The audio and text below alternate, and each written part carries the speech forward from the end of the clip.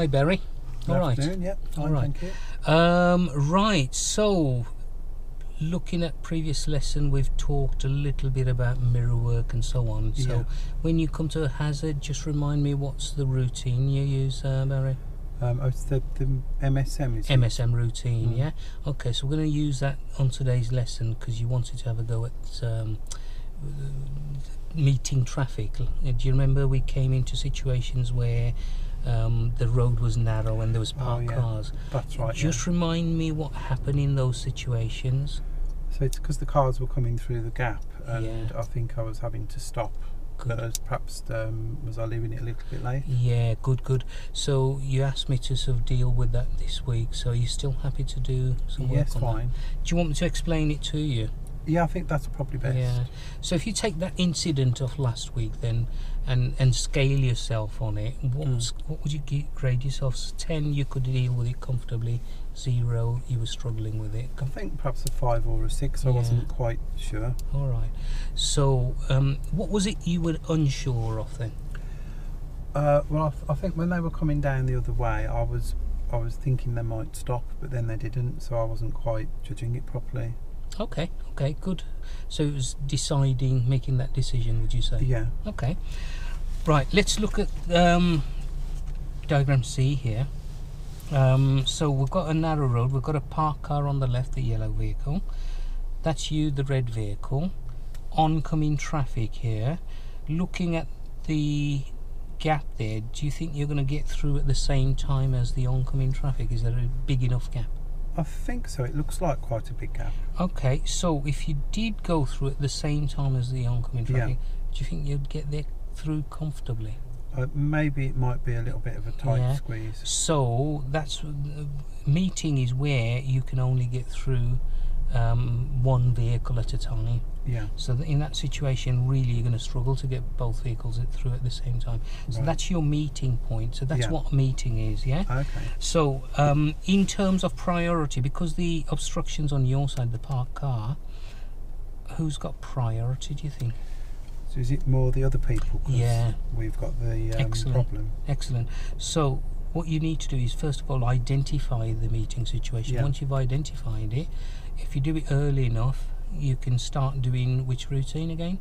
The MSM. MSM routine, yeah. Check the speed and distance of vehicles behind. Start to regulate your speed, so start to reduce your speed, yeah? Yeah. If you start to reduce your speed sufficiently enough before you get to the obstruction, what will that enable the oncoming traffic to do? It might give them a chance to think about stopping, or if you've slowed down, they might gives them a chance to go through. Yeah. So that means if they go through, you can then continue without stopping then. Right, okay. Yeah? So that's so in an ideal world, once you've spotted it, mirror check and start to back off with your speed, and then you can keep the traffic flow going, yeah?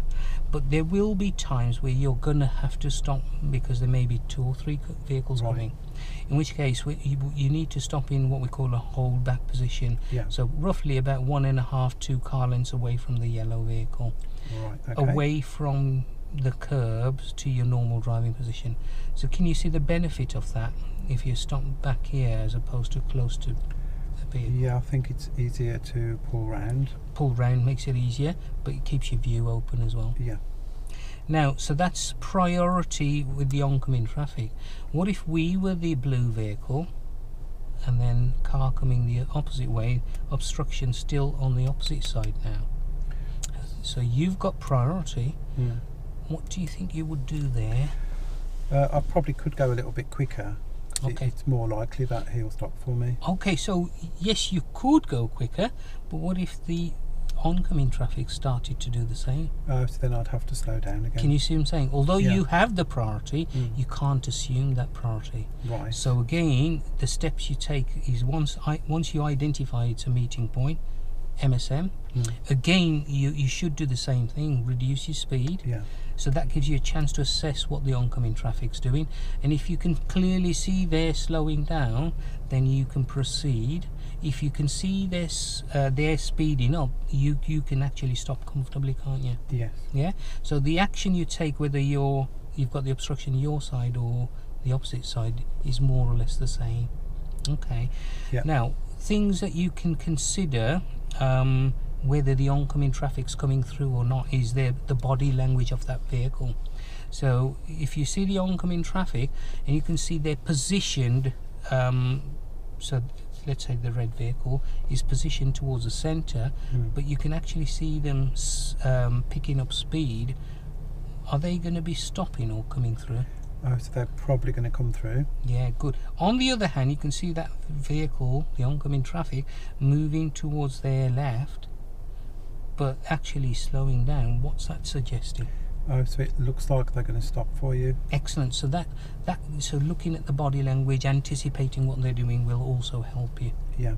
Okay, so that's what a meeting situation is. You will get other meeting situations where you've got obstructions both sides, but you deal with it the same way. You've got this diagram where you've got parked cars all the way up the road, but you've got spaces in between to pull into. Yeah. Now, Right. again, don't worry too much about this. I'll help you with this. Yeah. Yeah, it looks complicated with a lot of cars. Okay, so there. Okay, well, would you like me to just run through that? Yeah, perhaps just briefly. Okay, so if that's the red vehicle, that's you. Yeah. You've got that yellow vehicle. What options have you got? There's a couple of gaps where you could maybe pull in. Good. So you could go into that gap there. If the worst comes to worst, you could stop here. How's that going to benefit? Oh, because then that car could move into that space. Excellent, well done. So there are options, yeah? Okay, so what we'll do is I'll plan the route so that it takes into account lots of meeting situations. Right, good. Would you like me to talk you through this? Would you like me to question you on it as we approach, or would you like to have a go yourself? Perhaps have a little go. Would you like to have a go? Yeah. Okay, no problem. So what I'll do is I'll give you the responsibility to keep us safe, the car safe and the environment safe. Obviously, if things do go wrong, I can still step in there. Yeah. All right. Great. So we'll have a go at that then. Okay, thanks. Okay.